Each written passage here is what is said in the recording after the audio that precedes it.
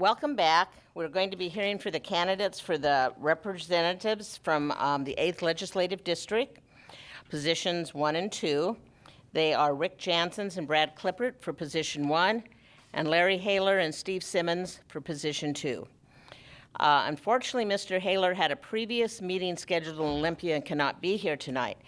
And he has sent this lovely woman who is to my right, and I forgot to ask her name, so I'll let her introduce herself, and she can read a statement from Mr. Haler. Sorry about that. I've been telling people to be careful. Good evening. I'm Jennifer Haler, wife of Representative Larry Haler. Larry regrets that he cannot be here tonight. In fact, this is the first Women's League of Women's Voters event that he has not been able to attend since elected to the House. But he is in Olympia today attending an Appropriations Committee meeting, doing the job you elected him to do. In his absence, Larry's committee asked me to read Larry's statement to you. Dear League of Women Voters and listeners everywhere, several years ago, you elected me to the House of Representatives, a new legislator determined to be a voice of the people. If you examine my track record, the bills I have sponsored, the legislation passed at my persistence, the improvements made to our community during my tenure, you will see that I have delivered on my promise to you, to represent you well and be your voice in Olympia. This year, you are faced with a choice for District 8, Position 2. You must decide whether to send me back to Olympia in November to continue speaking for you, or send my challenger there to be a voice for a small but vocal group of people. It is important for you to recognize the difference between my challenger and me, to realize what is at stake for you. You and I have accomplished a lot together over the last several years. Because you spoke, in the field of education, I sponsored House Bill 2867, making WSU Tri-Cities a 4-year campus, and acquired funds for their wine centers, bioproduct sciences and engineering labs, and STARS program. I sponsored House Bill 2964, creating the Department of Early Learning in Washington, and House Bill 2414, freeing the Washington from the WASL testing. In the field of agriculture, I sponsored House Bill 2362, giving small wine grape growers and producers the same financial liens as major growers and producers. I also helped secure funding for the Walter Clore Viticultural Center. In the field of medicine, I sponsored House Bill 1485, expanding the family medicine residency programs in areas with shortages like the Tri-Cities. In the field of medicine, I secured funding for the CBC Cadillac Nursing and Health Sciences facility in Richland. And I helped defeat legislation that would have kept our state from developing medical isotopes. In the fields of business and transportation, I sponsored House Bill 1512, creating local employment opportunities via the Port of Benton Rail Spur, and House Bill 1384, decreasing Energy Northwest production costs. I helped secure funding for infrastructure for 4 new PNNL labs. I acquired funding to make State Route 240 on and off ramps safer. For families, I sponsored House Bill 1385, protecting school children from sexual predators. In these and many more ways, I listened to you, and I spoke up at a state level on your behalf. I did this while resisting increased taxes and supporting a balanced budget. I am asking you for your vote in November, so our region will continue to prosper as I continue to make your voice heard in Olympia. Thank you. Thank you. We can clap for these individuals. Now, Mr. Simmons, be very careful when you walk over there.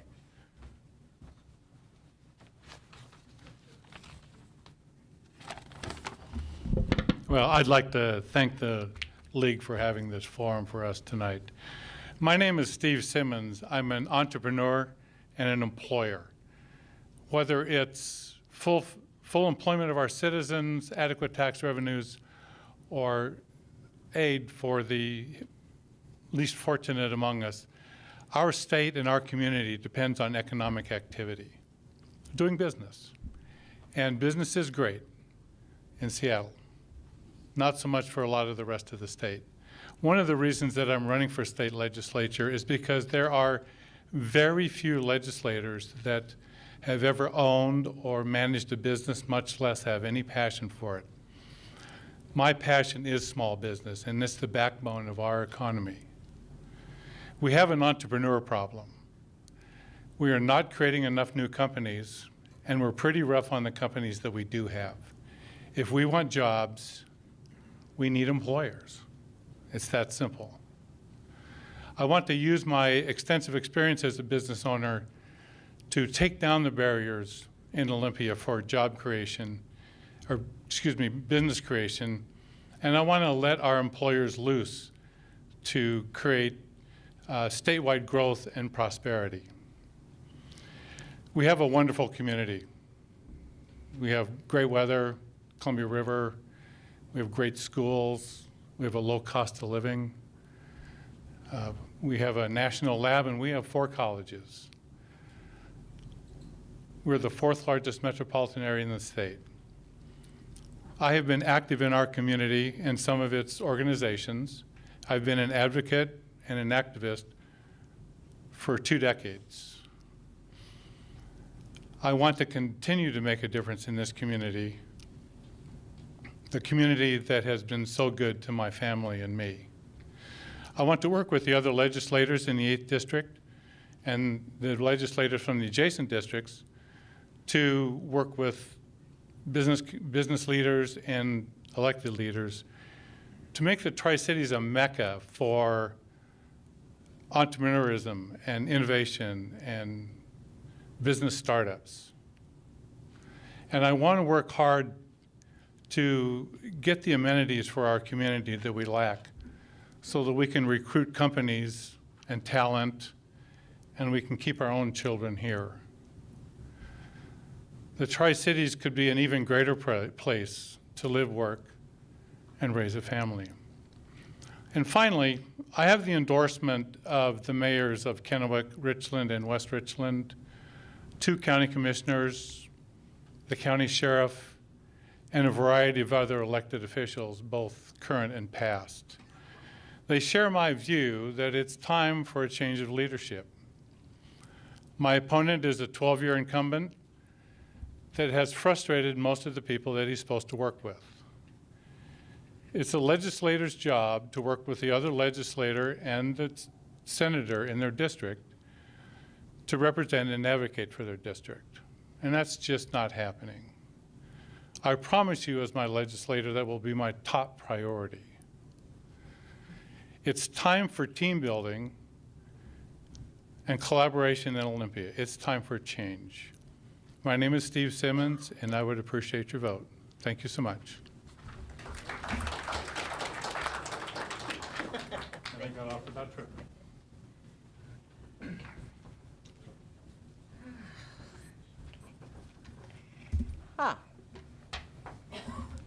And so our 2 remaining candidates are Rick Janssens and Brad Clippard. And as you saw, we had a coin toss, and the first opening statement will be by Mr. Janssens. Ready? All right. Good evening. My name is Rick Janssens. I'd like to thank the Latino Coalition of the Tri-Cities and the League of Women Voters for hosting this event.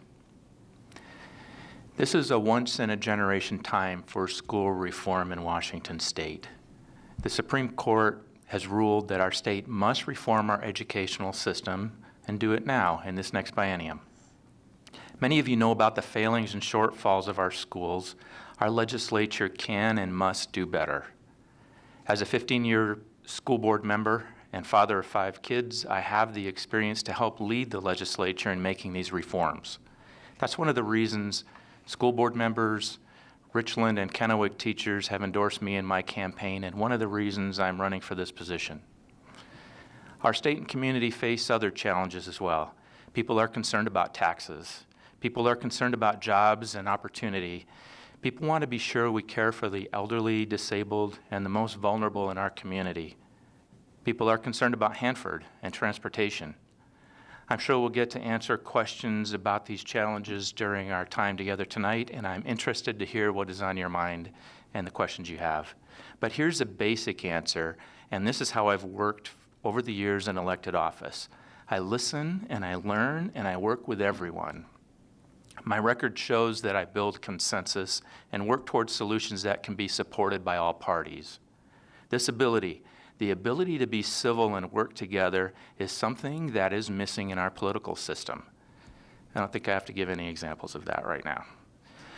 I've been endorsed by Republicans and Democrats, by business owners and organized labor, by the mayors of Kennewick, Richland, and West Richland, by county and port commissioners, by teachers and parents. This tells me that our community believes it's time for a change. It's time for new leadership. I'm honored by all of these endorsements, and I will work hard, listen to you, and together we'll make our community better. My name is Rick Janssens, and I humbly ask for your vote on Election Day. Thank you. And now Mr. Clifford. Thank you, ma'am. And thank you, everyone who is here in the audience today and those who might be watching either online or on television. I am Brad Clippert, and I'm not here to try to convince you to vote for me. I'm going to take this opportunity in my opening comments to say, in a time when it seems to be in the media popular to publicize the fact that people are protesting the national anthem, I'm here to tell you that I love our nation. I love our state, and I love our community. I have over 28 years, 10 months, and 3 days of military service, over 23 years of law enforcement service.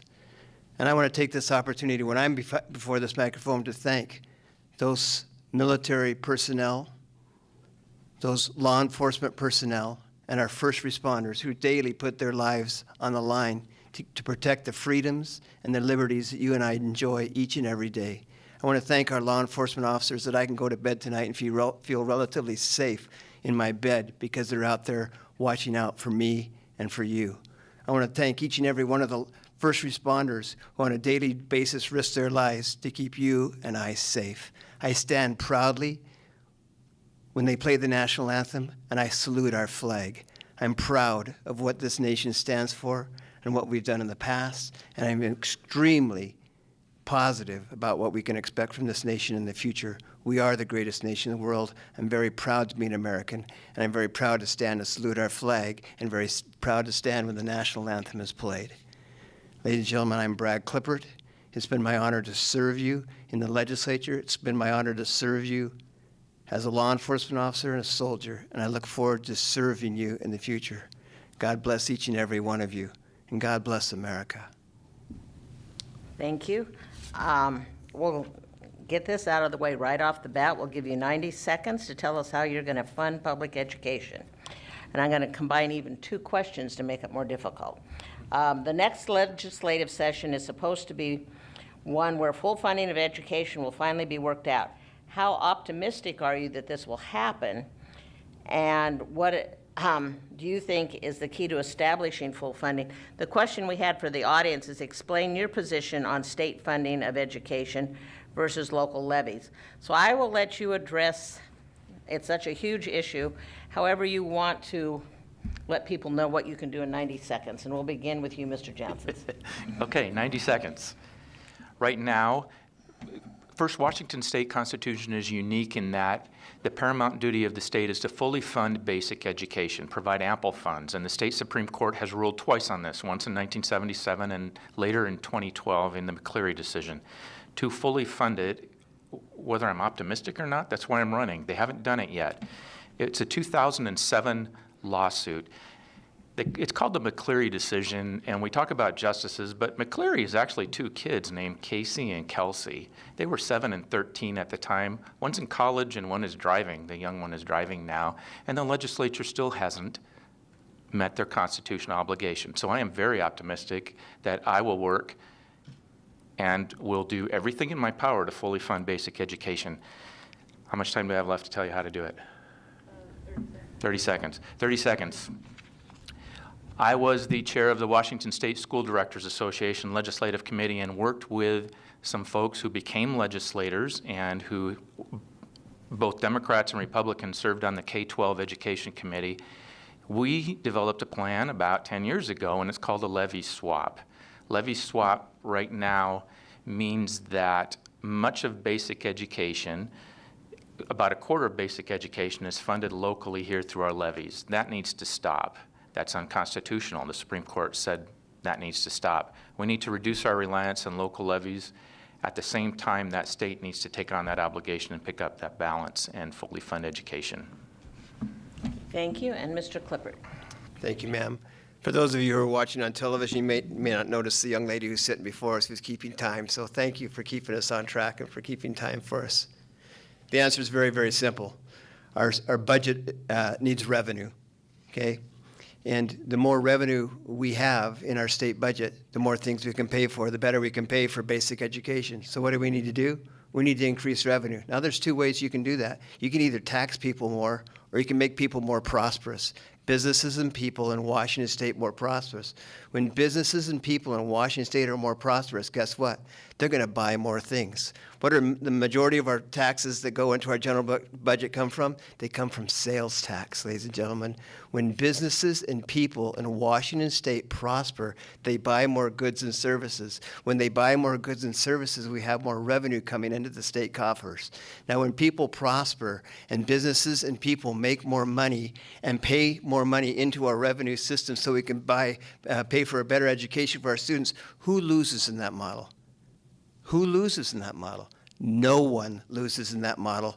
Everyone wins. So to me, that is the answer. To help the businesses and the citizens of Washington State become more prosperous. As they become more prosperous, we have more revenue in our state coffers, and we can better fund education. Okay, you get to go first on the next question.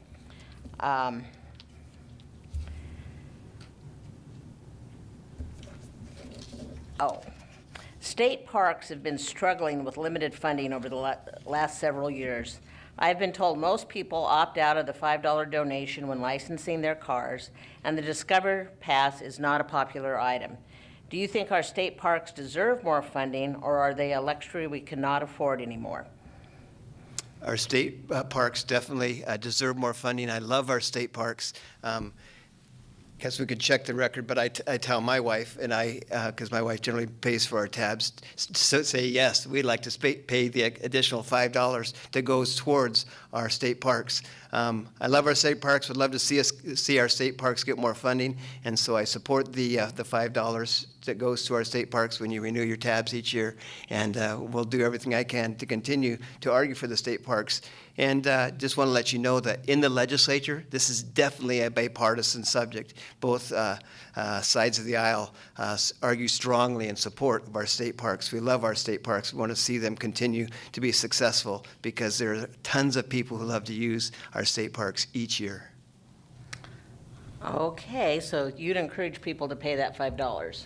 Absolutely, positively. I encourage you to voluntarily pay that additional $5 if you choose to.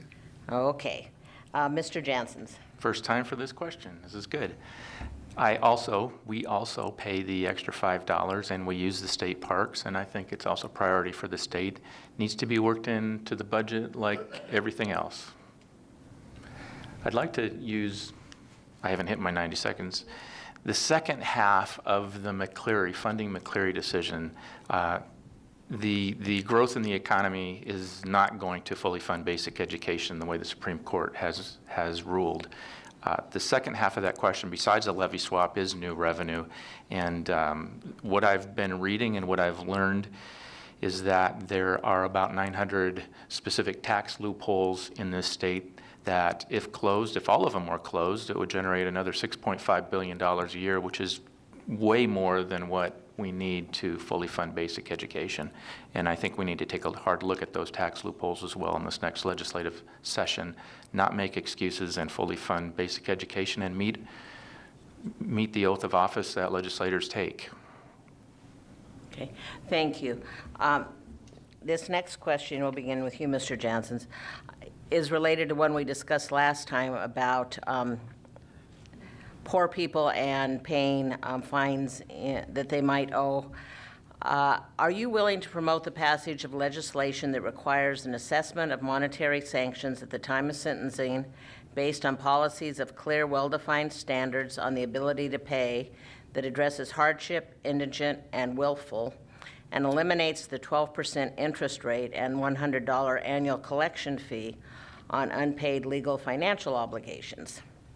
Yes. So let me clarify that a little bit too.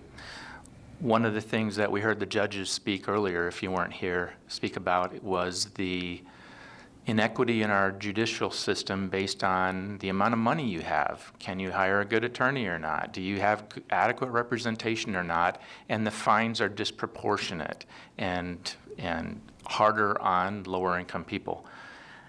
I think we need to, and that was a long version, that question was a long version of what the judges were talking about and the candidates.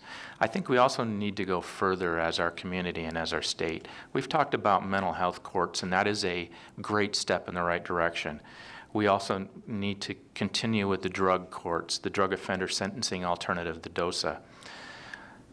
The mental health court is not always adequately funded, and we need to make sure that happens. Our first responders should not be mental health professionals, and we shouldn't be jailing people who are mentally ill. We need to do the right thing with all of our citizens. One of the other things that I've seen happening, and this has happened in my church, we have veterans coming back with PTSD. We have some veterans coming back with some mental health issues based on the things that they've witnessed and have happened to them while they were serving our country. I'd like to see us also consider Veterans Court and implement Veterans Court, which evaluates PTSD and other things that causes these issues and provides sentencing alternatives there as well. We can do a lot better as a community for all of these people. Thank you. And Mr. Clippert?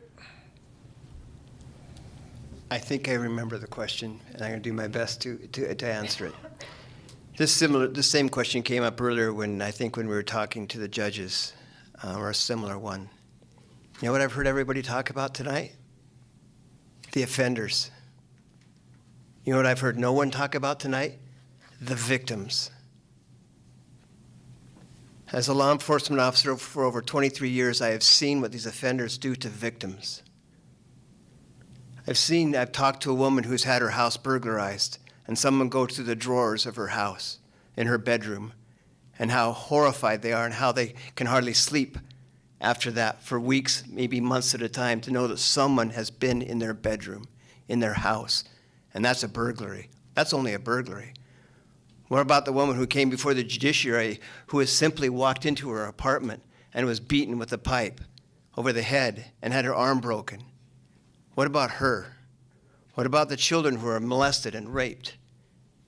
I hear everybody talk about what are we going to do for these offenders who can't afford their fines and their obligations, but I haven't heard anybody talk about what are people going to do to prevent the citizens of Washington State to continually be victimized. So yeah, we're going to do what we can to bring down the 12%. I suggested in the Judiciary Committee that it be at the same level that kids have to pay back their student loans, and I talked to the state auditors about that. They said, yeah, we can do that. So I want to bring it down from 12% to maybe the same level that kids have to pay on their student loans. But not only am I considering about these offenders and the legal financial obligations they have, but I want to do everything I can to make sure that you're safe in your community. Thank you. Let's see, Mr. Clippert, you will go next. This is a little change of pace. And a question from the audience. With the increased use of public record requests, do you see a need to revise the Public Records Act? And if so, what changes do you suggest? So interesting that you would ask that question today. Well, it wasn't me, but. Or that question was asked. So this morning I got up at 3:15 and I drove to a meeting in Bellevue specifically for the Public Records Act and the reformation on that act, and was in Bellevue for that meeting at 10 o'clock and then raced back here for this meeting. And that's just part of a legislator's life. Yes, we absolutely positively do need to fix the Public Records Act. There are communities out there who are being devastated by requests. The financial obligation that they bear, it's way too burdensome. Do the citizens have a right to know? Absolutely. We need to have a transparent government. We need to have transparency so people know what's going on. They have the right to know. But if it's frivolous, then we need to have a system to actually determine if that request really needs to be met or not. And some of the fines and obligations that cities are having to pay that are bankrupting them is simply not acceptable. So absolutely, positively, we need to continue to work on the Public Records Act and make sure that it meets the needs of all of our citizens and our communities so that all their tax dollars aren't just going towards public records requests. That's not your handwriting? It's not. Okay. Mr. Jansen. So I agree that the Public Records Act needs revision.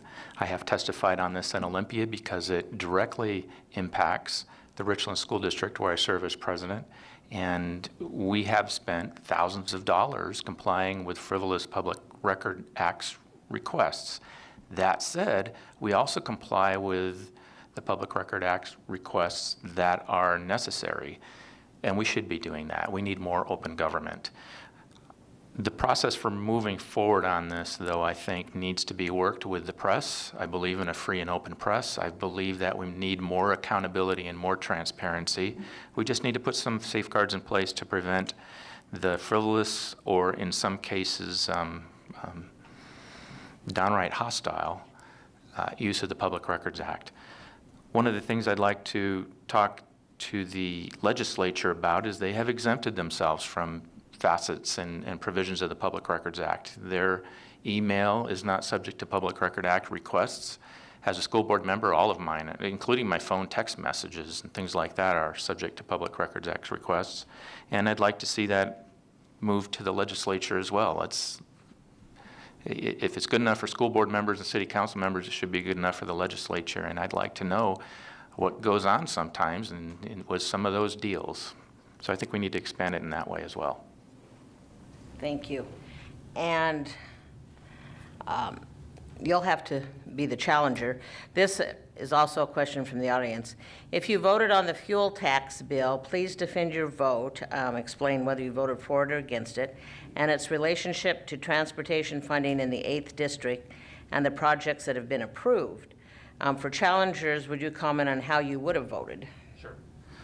Sure. So the funding bill that is being talked about is to fund a variety of transportation improvements and safety improvements around the state. I would have voted yes on that.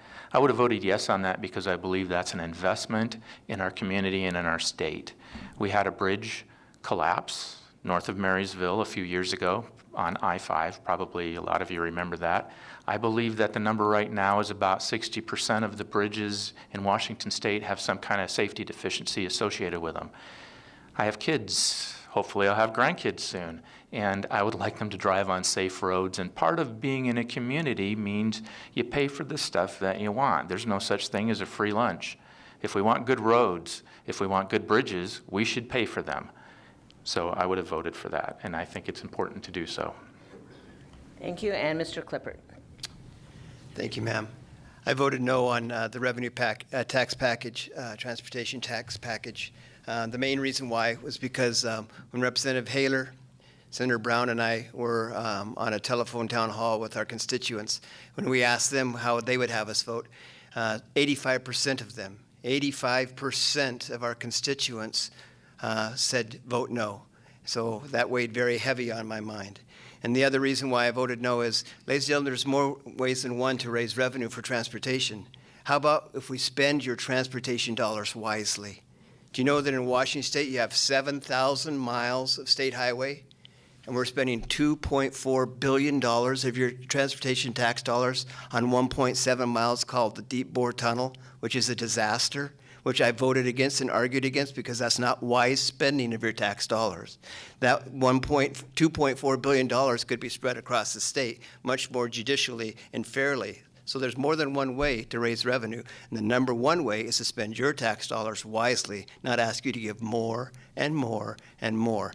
And also, I just want to let you know that even though I voted against that revenue tax package, I still lobbied for many of the projects that we have here in our local jurisdiction, which are going to be funded. And the very first one that was funded and completed in Washington State with that revenue tax package was Phase 1 of the Red Mountain Interchange right there at Benton City, which leads to West Richland. So although I voted against it, I still argued for the projects we have in our area. Thank you.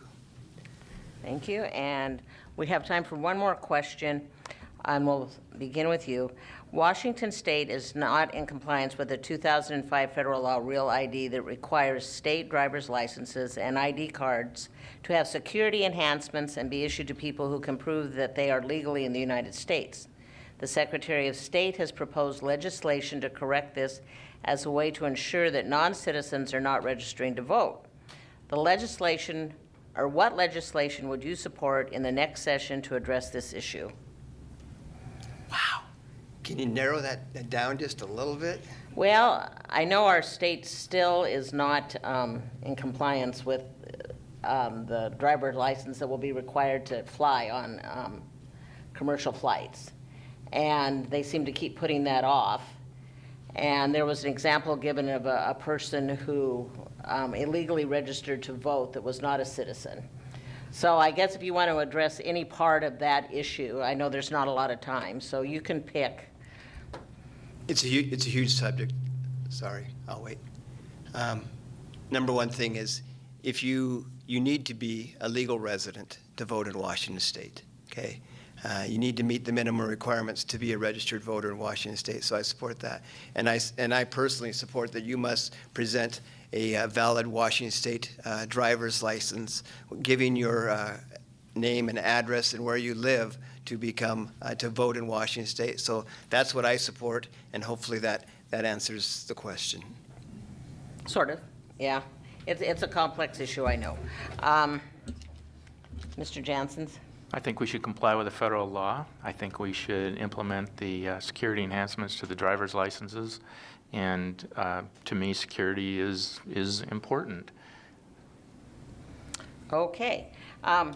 We have one quick little question, since that didn't take too long, and we'll just give you a minute because you might not need that much time. And we'll start with Mr. Janssens.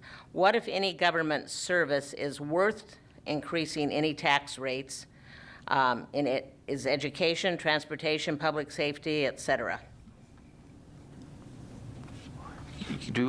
Which one? Well, it says is any. Are there anything that is worth raising taxes for? Yes. And the reason that you would raise taxes is, as I've talked about before, there's no such thing as a free lunch. In terms of amply funding public education, the argument can be made, we have enough funds to amply fund, to fully fund basic education now, but at what cost? Are we going to leave elderly without Meals on Wheels? Are we going to devastate the disabled community? Are we going to cut the National Guard? Are we going to cut policing? We have to make those kinds of choices, and we do that as a legislature, and we do that as a community, and we talk about it. Taking a stance that we will never raise taxes or will always raise taxes doesn't seem to be a way to solve problems. Okay, thank you. And Mr. Klippert? Thank you. Just going back to the previous question, I don't know if I clarified it well enough.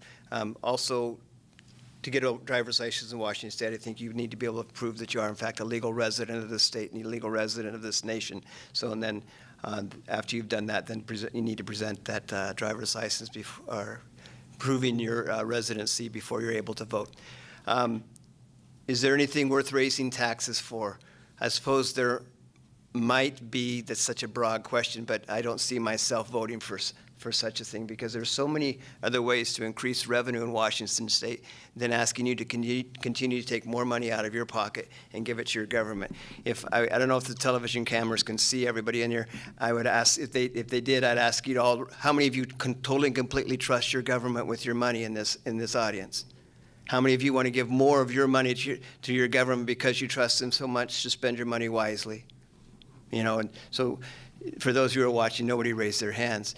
And so, and it's not that it was more of a rhetorical question, but that's my point, is I don't trust our government, and I am one of us. And that's why I'm not asking you to give more. I'm asking you to ask us to spend your money more wisely and to make your businesses and your citizens more profitable, so you have the revenue you need to fund the programs that you want, not raise your taxes. Okay, thank you. We'll move on to the closing statements, and we'll begin with you, Mr. Clippard. Ladies and gentlemen, this country has existed for